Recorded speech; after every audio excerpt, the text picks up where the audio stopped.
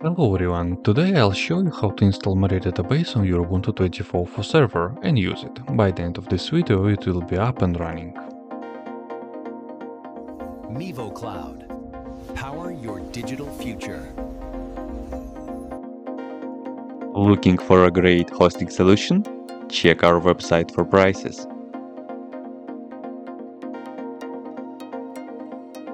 First, what you need to do is to update the server packages. You can do this by the following command.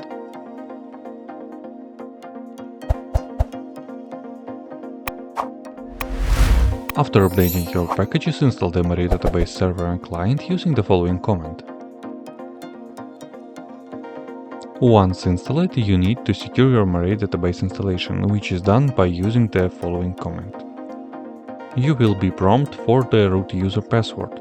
Enter it and press Y to accept all the subsequent prompts to make your database as secure as possible. This will disable anonymous user, turn off remote root login, remove test database and reload the privileges tables. By the way, you can use the promo code shown on the screen and in the description to get a 20% discount for free mouse on all virtual services on our website.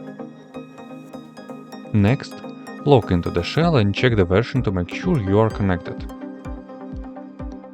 After that, create a database and add a user to it, and grant them full permissions. Once that's done, flush the privileges and exit the shell.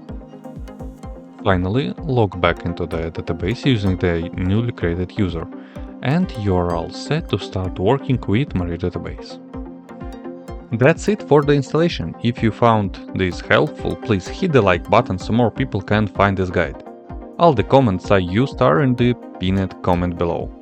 If you run into any errors or have a suggestion for the next tutorial, drop a comment and I'll get back to you. Thanks for watching MivoCloud.